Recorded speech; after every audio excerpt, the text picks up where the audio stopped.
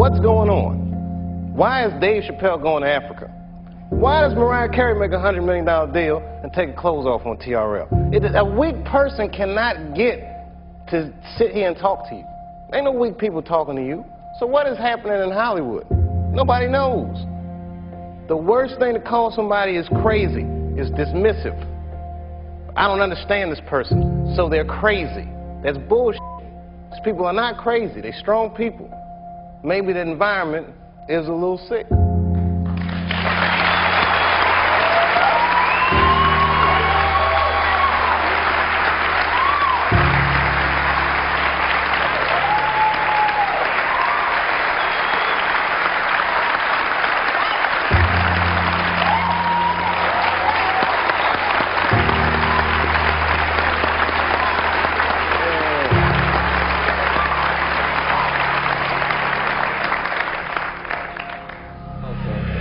Dave Chappelle has received $55 million.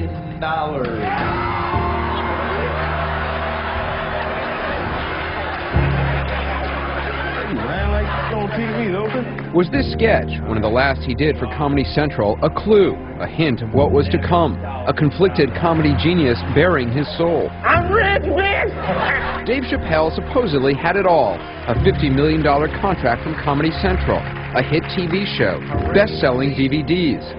But in a move that shocked so many, he decided, well, he really didn't want any of it. Chappelle started doing sketches for Comedy Central on a shoestring. They were a runaway hit with critics and audiences. His biting satire, his commentary on race and culture pushed the limits of cable TV. You know, they're not bad after unprotected sex with multiple partners either. But in April 2005, just weeks into filming his third season, Chappelle ran from it all. Actually, he flew to South Africa, where he stayed in a self-imposed exile for weeks, refusing to return or to explain. His show was on hold indefinitely. He had a $50 million deal. Amy, what's going on? You know, show is on hold. He's missing in action. And left everyone wondering, why would he walk away from that kind of money and something he supposedly loved? In the months since, Chappelle has offered clues, but not necessarily answers, saying that he's at peace, not crazy. When I'm on stage, I get real happy up there. Like, maybe that's the only time in my adult life that I feel like myself. Standing up there, you know what I mean? Like a gladiator. When lights is on you, and you look down, and it's just all these smiles around you, and they get dressed. They put perfume on and stuff, and they're going to see your show. It feels good, man. These people, you know, they love you. Even if it's for a minute, they really do. They love you.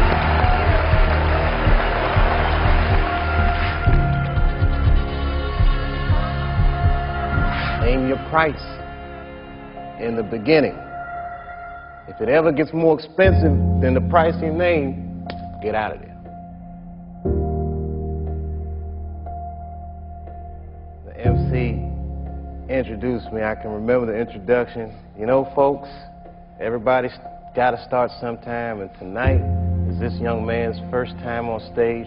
Who knows? Exactly what it says. Who knows? You may be witnessing the birth of a star.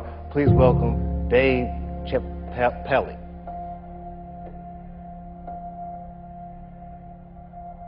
The morning that I turned 24,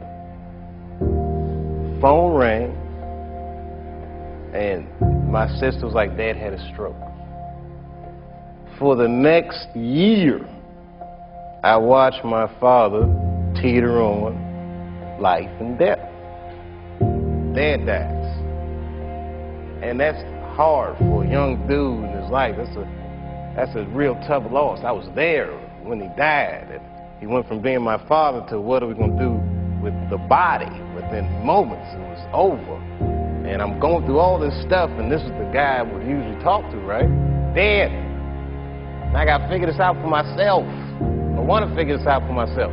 You know, I was beat down. I wasn't living right, man. I didn't feel good. And the stand-up stuff was just some angry stuff.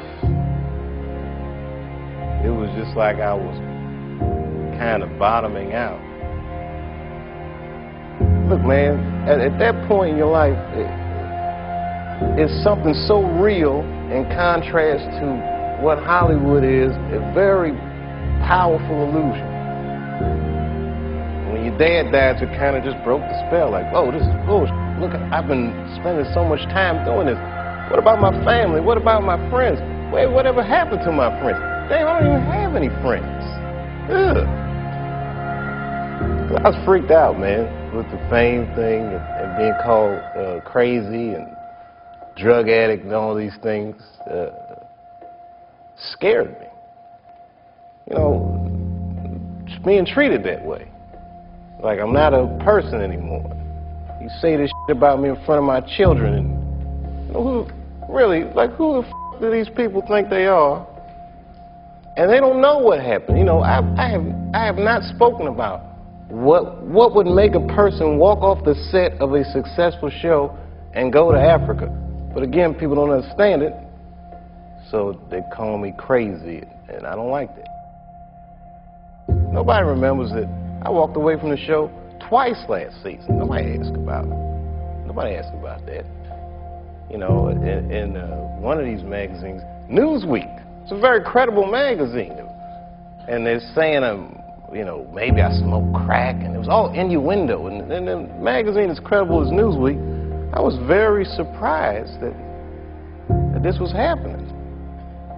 And then I got to make some real choices, man. Is that what I want for myself? Did I get too big? Because I like people. I like entertaining. And the higher up I go, for some reason, the less happy I am. It wasn't the fame that got to me. I love people. I like people saying that they like what I do. You know, there's just a whole, you know, it's like an economic threshold you cross, man. You know, they had thrown out numbers like $50 million. You put that in the paper next to your name, then that guy's going to have some serious problems in his personal life. There's no question. You know, I like to live a more open life. I don't like to have to protect myself from people. I don't want my life to become about enforcing boundaries. You know, but that's what happens when you become successful. Your humanity diminishes and you become something else. You know, when they would call me crackhead and all these things in the country where I'm from, in Africa, they didn't know anything. They was feeding me and taking care of me and taking me to the mall and just regular stuff. And it just made me feel good. It just reminded me that I was a person, you know. First time I went back out and did stand-up, I was in Cincinnati, so it's not far from the farm. I said, if I got to run, I can get home fast. And man, when I walked out on that stage and them people were screaming, I get teary-eyed just thinking about it. Because this industry can say whatever they want, but man, people will hold you up. And that crowd, man, my spirits were so low when they was just holding me up. Really, crowds are like my friends. It's the most consistent part of my life since I was 14. But I feel like I'm going to be some kind of parable by either what you're supposed to do or what you're not supposed to do. I'm going to be something. I'm either going to be a legend or just that tragic story, but I'm going full throttle. I'm going all the way. I'm eager to find out how this will resolve itself. Long live Chappelle's.